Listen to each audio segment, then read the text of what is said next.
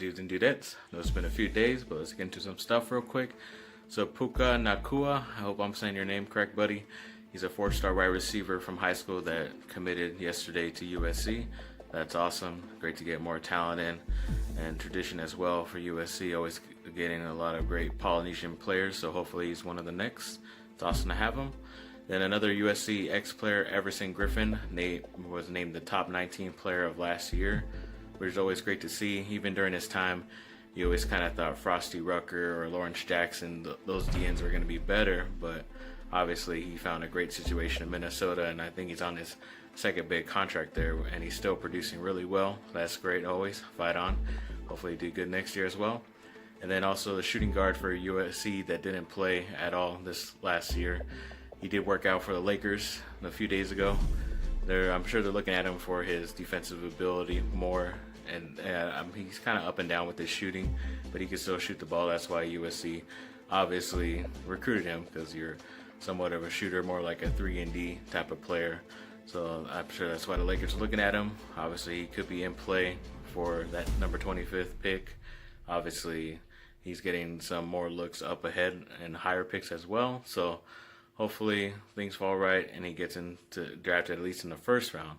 Not saying for the Lakers, but at least in the first round. So good luck to him coming up in a few more days.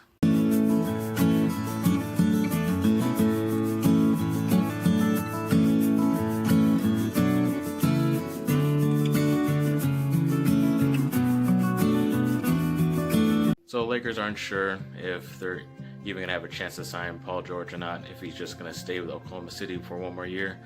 I think that's a more logical option that he's going to do, just so he could collect some money and still be on a team that's willing to win right away, just because he doesn't know if LeBron's coming or not.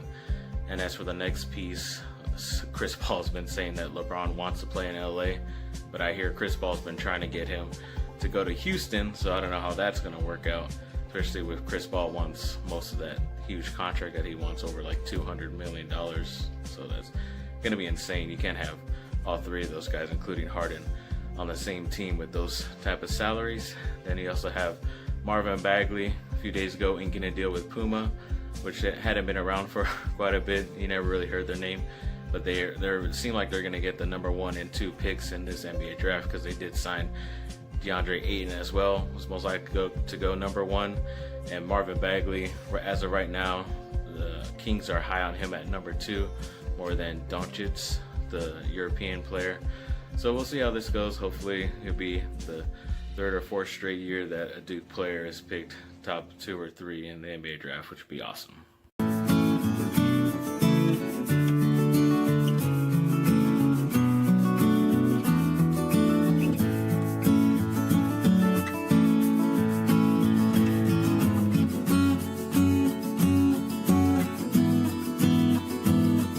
The other day they reported, Bleacher Report, if LeBron and KD could join up in LA. I said that probably like a week ago, so that's a dream scenario I would want.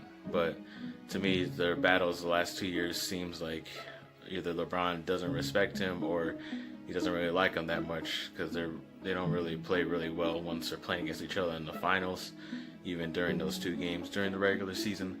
It'd be kind of tough, but it would be great to have like 2 of the top 5 best players on your team, maybe top 3 in the NBA on one team, which would be awesome to see. It is possible, but you never know what Kevin Durant's going to do. Then the Spurs are also saying that if the right trade package comes from the Lakers, then they would make the trade with Kawhi Leonard. I'm sure it's obviously going to have to deal with Kyle Kuzma, Brandon Ingram.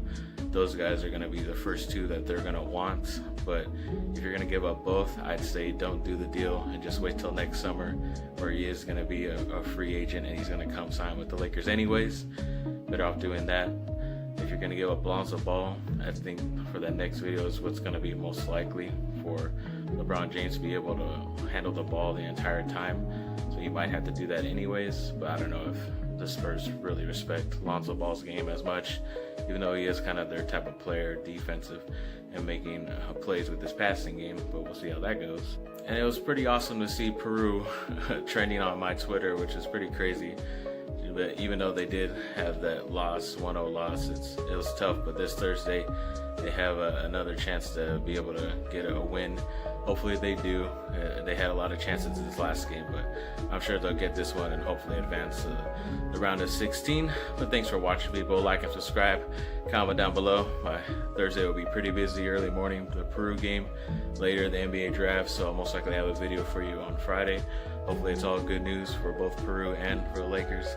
So thanks again for watching. Like and subscribe, and have a great rest of your day.